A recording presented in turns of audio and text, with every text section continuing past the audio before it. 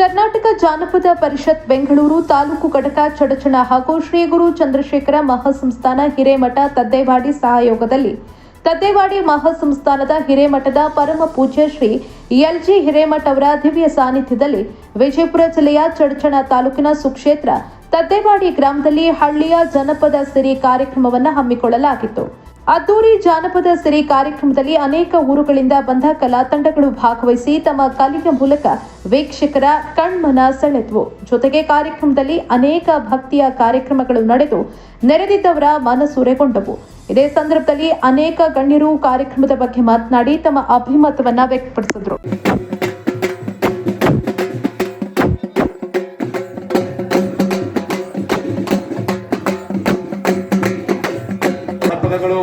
ಅನಾದಿ ಕಾಲದಿಂದಲೂ ನಮ್ಮೆಲ್ಲರ ಹಳ್ಳಿಯ ಸೊಬಗಿನಲ್ಲಿ ಅತ್ಯಂತ ಜನಜನಿತವಾಗಿರತಕ್ಕಂಥ ಕಲೆ ಯಾವುದಾದ್ರೂ ಇದ್ರೆ ಅದು ಜಾನಪದ ಕಲೆ. ಇದು ಯಾವುದೇ ಅಧಿಕಾರ, ಅಂತಸ್ತು, ಸಂಪ್ರದಾಯದ ಪೋಷಣೆ ಇಲ್ಲದೆ ಹಳ್ಳಿಯ ಸಾಮಾನ್ಯ ಜನರ ಬಾಯಿಂದ ಹರಿದು ಇದು ಜಾನಪದ ಆಗಿರತಕ್ಕಂಥದ್ದು ತಮಗೆಲ್ಲ ಗೊತ್ತಿರತಕ್ಕಂಥ ವಿಚಾರ. ಹೀಗೆ ಜಾನಪದದ ಬಗ್ಗೆ ಎಷ್ಟು ಹೇಳಿದರೂ ಕೂಡ ಕಡಿಮೆನೆ. ಇಂದಿನ ಒಂದು ಪಾಶ್ಚಾತ್ಯ ಶೈಲಿಯ ಸಂಗೀತದ ಮಧ್ಯೆಯೂ ಕೂಡ ಜಾನಪದ ಕಲಾವಿದರು ತಮ್ಮ ಕಲೆಯನ್ನ ಉಳಿಸಿ ಬೆಳೆಸ್ತಕ್ಕಂಥ ಗುರುತರ ಜವಾಬ್ದಾರಿಯನ್ನು ಹೊತ್ತುಕೊಂಡ್ರಲ್ಲ, ಅವರ ಒಂದು ಕಾರ್ಯ ನಿಜಕ್ಕೂ ಒಂದು ಮೆಚ್ಚತಕ್ಕಂಥದ್ದು ಅಂತಕ್ಕಂಥದನ್ನ ನಾವ್ಯಾರೂ ಕೂಡ ಮರಿಬಾರ್ದು. ಯಾಕಂದ್ರೆ ಇಂಥ ಗುರುಪೂರ್ಣಿಮೆಯ ಕಾರ್ಯಕ್ರಮದಲ್ಲಿ ಅಂತ ಅನೇಕ ಎಲೆಮರೆಯ ಕಾಯಿಯಂತೆ ಜಾನಪದ ಕಲಾವಿದರನ್ನ ವೇದಿಕೆ ಮೇಲೆ ತಂದು ಅವರ ಕಲೆಯನ್ನ ಅನಾವರಣಗೊಳಿಸ್ತಕ್ಕಂಥ ಒಂದು ಬಹುದೊಡ್ಡ ಕಾರ್ಯವನ್ನ ಶ್ರೀಮಠದಿಂದ ಏನು ನಡೀತಾ ಇದೆ, ಇದು ನಿಜಕ್ಕೂ ಶ್ಲಾಘನೀಯ ಕಾರ್ಯ ಅಂತಕ್ಕಂಥ ಮಾತನ್ನು ಕೂಡ ಈ ಸಂದರ್ಭದೊಳಗೆ ಹೇಳಿ, ಹಳ್ಳಿಯ ಈ ಜಾನಪದ ಕಲೆಗಳನ್ನ ಉಳಿಸಿ ಬೆಳೆಸುವಂತ, ಅದರ ಜೊತೆಗೆ ಆ ಜಾನಪದ ಕಲಾವಿದರ ಬದುಕನ್ನ ಹಸನು ಮಾಡತಕ್ಕಂಥ ಒಂದು ಪ್ರಾಮಾಣಿಕ ಪ್ರಯತ್ನ ಈಗಿರ್ತಕ್ಕಂಥ ಸರ್ಕಾರದ ಮೇಲೆ ಬಹುದೊಡ್ಡ ಜವಾಬ್ದಾರಿ ಅದ.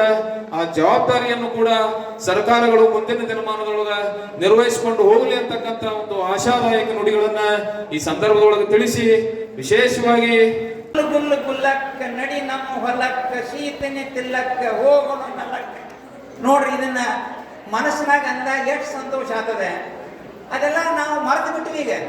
ಈಗೇನು ಪಿಜ್ಜಾ ಬರ್ಗರ್ ತಿನ್ನೋದು, ಗೋಲ್ಗಪ್ಪ ತಿನ್ನೋದು ಬಂದು ಬಿಡುದು, ಆರೋಗ್ಯ ಹಾಳಾಗಬೇಕಂತದೆ. ದಿನ ಪೇಪರ್ ನೋಡ್ತೇವೆ ನಾವು, 15 ಇಲ್ಲ 30 ವರ್ಷ 40 ವರ್ಷ ಹಾರ್ಟ್ ಅಟ್ಯಾಕ್. ರೊಟ್ಟಿ ಮಾಡೋ ಬೆಳ್ಳಾಗ, ಕೆತ್ತಿ ತೆಗಿ ತೆಳ್ಳಾಗ, ಬ್ಯಾಳಿಗೆ ಹಾಕಿ ಕುಳ್ಳಾಗ, ಚಟ್ನಿ ಕುಟ್ಟು ಒಳ್ಳಾಗ ಹಾಕಿಕೊಳ್ಳೊಳ್ಳಿ. ಯಾರ ಕಲ್ತಾರ ಎಲ್ಲ? ಯಾರೂ ಇಲ್ಲ ನೋಡ್ರಿ. ಇಲ್ಲಿ ಲಿಂಗಣ್ಣವ್ರು ಎಂತ ಕೆಲಸ ಮಾಡಿದಾರೆ ಅಂದ್ರೆ ಎಲ್ಲ ಪ್ರತಿಯೊಂದು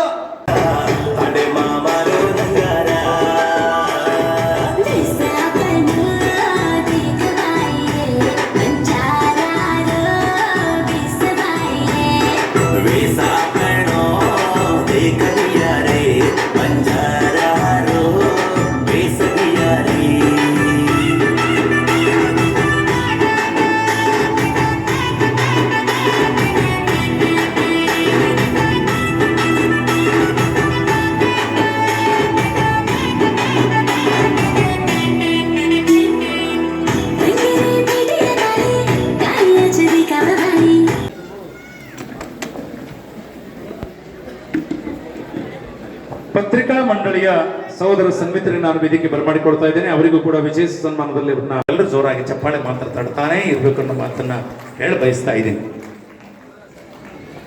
ಇದಾದ ಬಳಿಕ ದಯವಿಟ್ಟು ಇವತ್ತ ಇಬ್ಬರು ತಾಯಂದ್ರ ವೇದಿಕೆ ಬಂದಿದ್ದಾರೆ, ಅವರಿಗೆ ಜೋರಾಗಿ ನಿಮ್ಮ ಬಳಗ ನೀವಾದ್ರೂ ಚಪ್ಪಾಳೆ ತಗೊಳ್ಳೋ ಪ್ರಯತ್ನವನ್ನು ಮಾಡಬೇಕನ್ನೋ ಮಾತನ್ನ ಈ ಸಂದರ್ಭದೊಳಗೆ ಹೇಳ ಬಯಸಿ,